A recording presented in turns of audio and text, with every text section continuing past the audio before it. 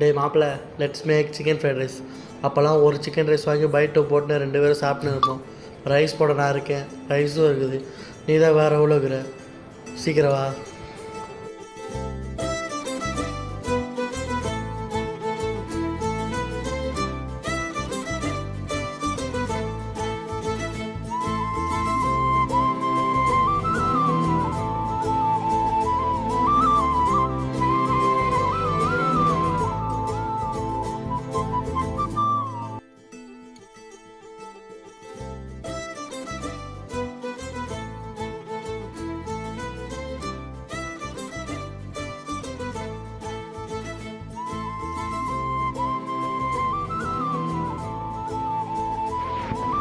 மாப்பிள்ள, ஃப்ரைட் ரைஸும் போட்டு முடிச்சாச்சு.